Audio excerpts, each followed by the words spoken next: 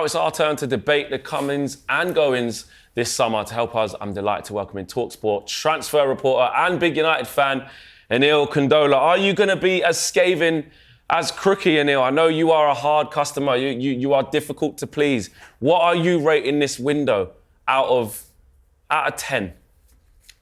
It's a difficult one. Firstly, a pleasure as always to join this wonderful panel. Look, I think it's a very difficult one to sort of navigate your way through for a couple of reasons. Look, at the end of the day, there's a lot of stuff that needs to happen for Man United whether it comes to incomings and outgoings. There is so much to do. And in a realistic world, that was all not going to be addressed in one summer. So that's why I do give them a little bit of leeway. And as you can probably tell by the tone of my voice, there is a but coming. And ultimately, the but is, you've now got a situation where you've got the likes of Mbeumo, Cunha and Bruno Fernandes. We're probably already going to be in the stage of saying they're arguably United's three most attacking and important players. I'm happy to admit that.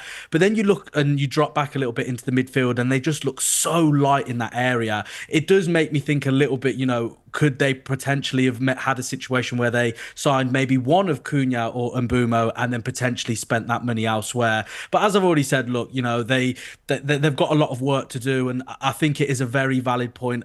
Amongst all of the clubs in the Premier League, I think they were the ones, Manchester United, who had the most to get rid of. The bomb squad has been the title of the summer, if that's even fair to say.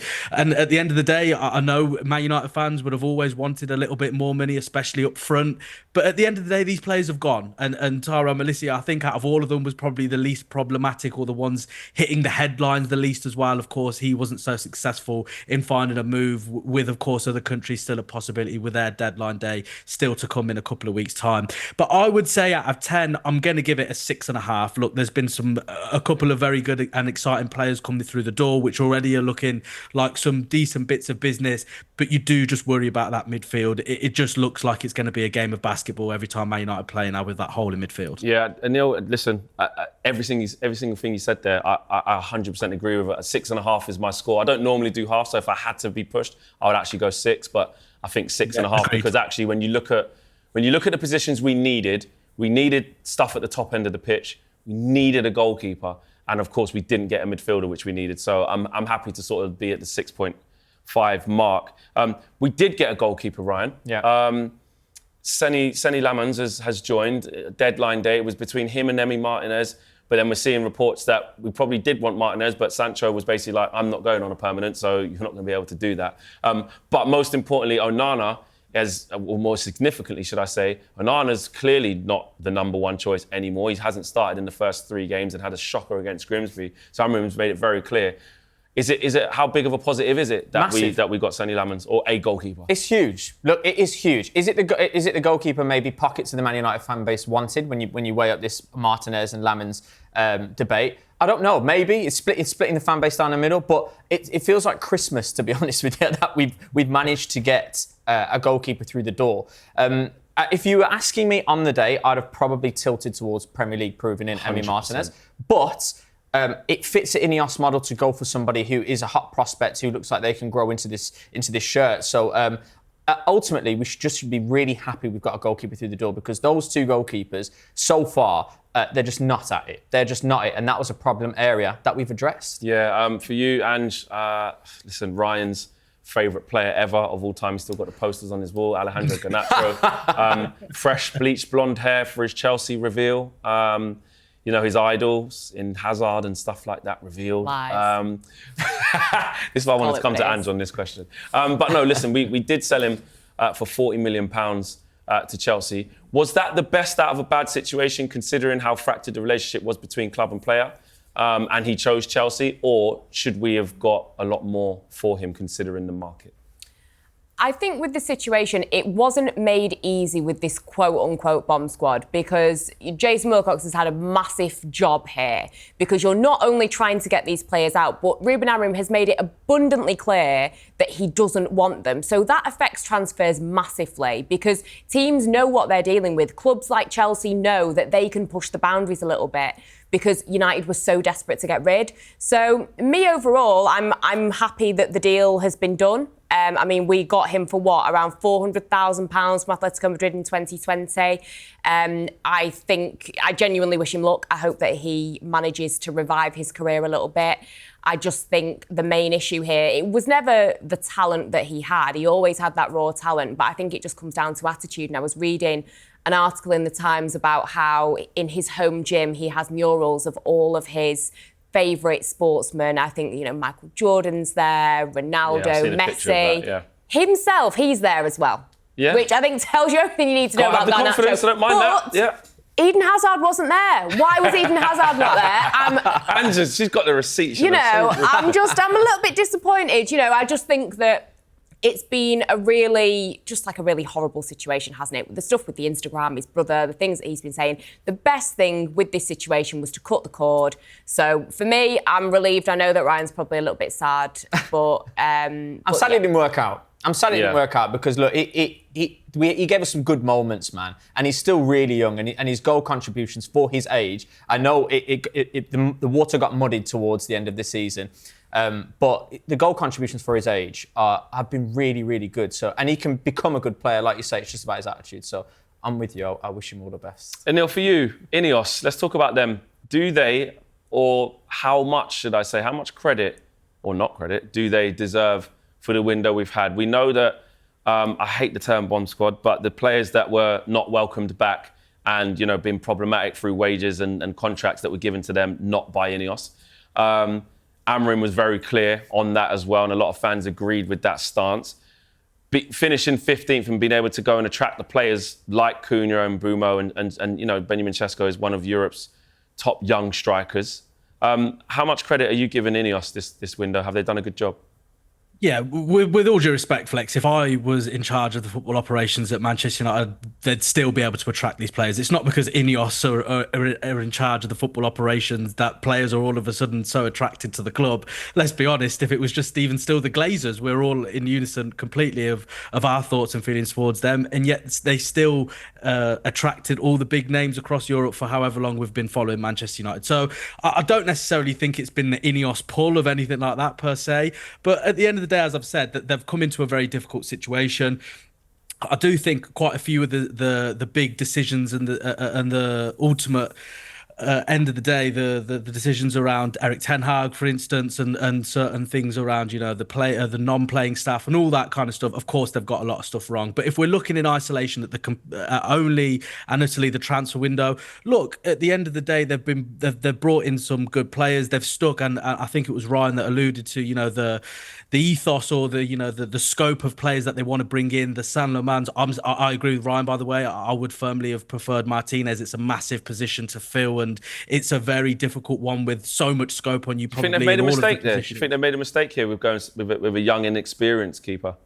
Yeah, look, like I said, INEOS is demographic, if you like, when it comes to the signings, has been very clear. Look, we've seen throughout all of their short time, they want the younger players who will then blossom into potentially huge sellable assets or world-class players that can remain within the squad. But at the end of the day, so much scope is on Manchester United, so much scope is on goalkeepers in football in general, because one mistake, we know what happens. You add that all together and you put in the magnitude of playing at Old Trafford week in, week out. It is designed for a goalkeeper like Emi Martinez. He thrives off the pressure in that way. And I actually spoke to Phil Jones yesterday morning, former Manchester United defender, and he said it was a no-brainer that they should have gone for Martinez.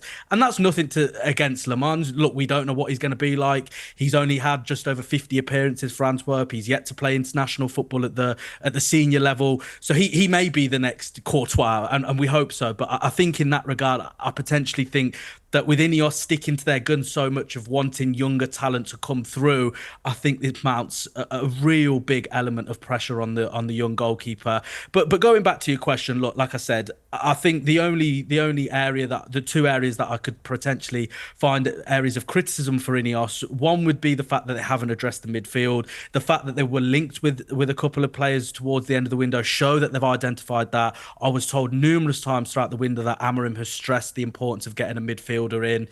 And then you also look at the outgoings. Look, it was a situation almost, not quite, but just get them out at all costs or whatever you can. Just get rid of them or start again. Which was understandable. I think the position was in. Of course, I'm not gonna go in too much about that. But you do look at a couple of them deals, and you just think, with Marcus Rashford, it's a buy option, and it won't even be 30 million.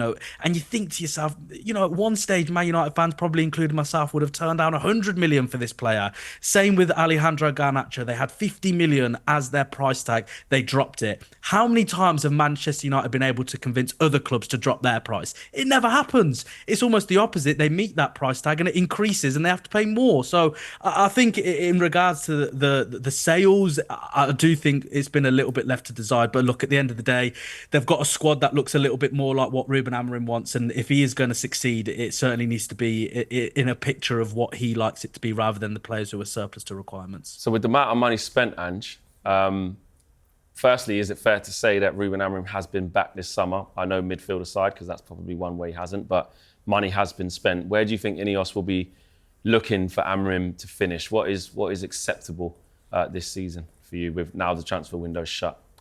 It's really hard because you look at transfer windows. I mean, let's all be completely honest. The last transfer window, we all sat here, we were really happy about Manuel Ugarte.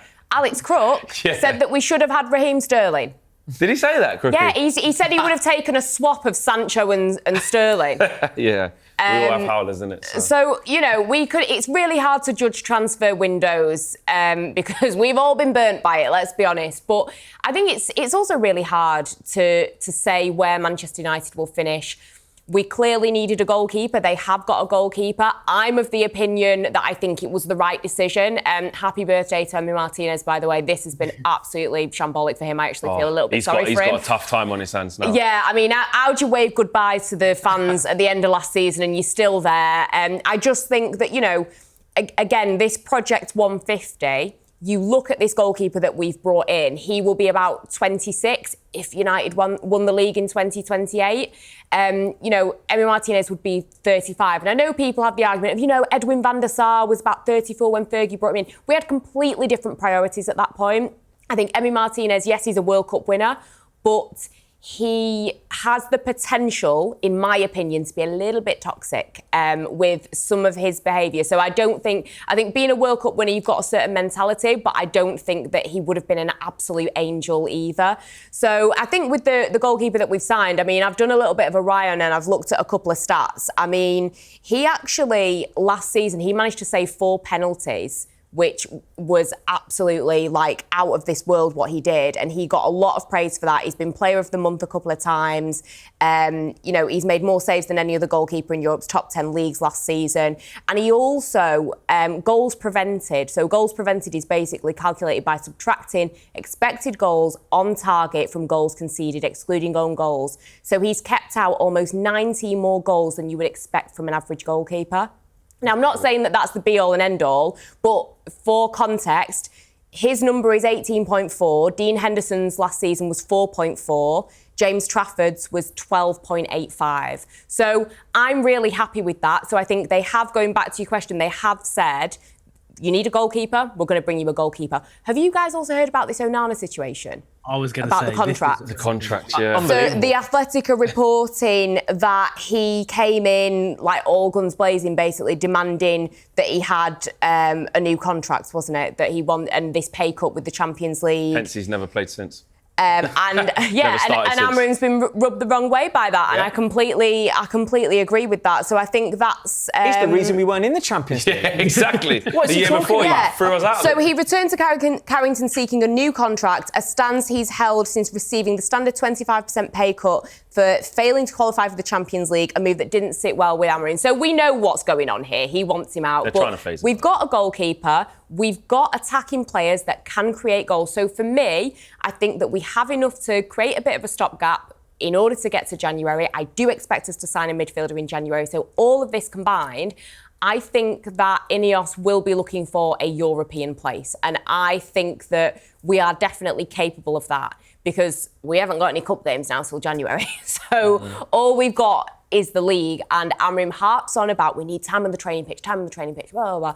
He's got loads of time now. So for me, getting back into Europe in some capacity That's got to be the game. has to be the bare minimum, and I think that's what INEOS would want because it all comes back to money with them. You feeling positive, Ryan? Are you seeing some improvement? Are you happy with the signings and where Ruben can go with this squad now? Because it's all on him now. It is. Look, I'm feeling positive. That obviously I had a bit of a rant last week about Amarin.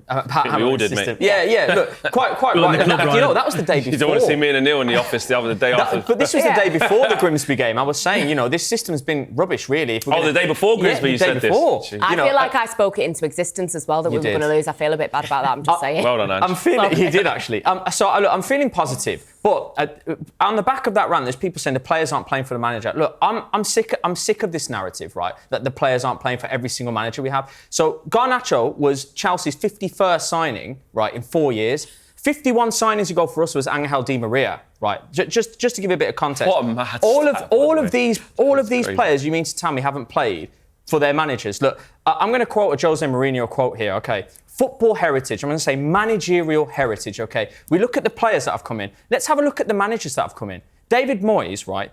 He's circled all the way back round to Everton. You'd probably say he's been the biggest success. Yeah. You look at Eric Ten Hag, who's just been sacked by Leverkusen. Let's have a look at where they manage, how they manage, if they manage. Ralph Rangnick isn't managing. Right, he's managing. He wasn't even managing before we got him. He's managing Austria. He's doing all right there. He's managing Austria. Louis van Gaal isn't managing anymore. We were the last club that he managed. Okay, you've got Ole Gunnar Solskjaer just been sacked by Besiktas. You've got Jose Mourinho's just been sacked by Fenerbahce. So let's have a look at all of these players and all of these managers. So when we talk about recruitment for players, let's talk about recruitment for managers as well. Have these managers that we brought in been good enough? Talk about managerial heritage as well. So look, I'm positive about the players we brought in, and I'm prepared to give Amarin faith. Faith indicates there's been no evidence, by the way, but I'm prepared to give him faith so far. I've seen a few signs this season that say, let's stick with him and let's hope he gets it right. So yeah, in answer to your question, I'm feeling positive. So you are feeling positive.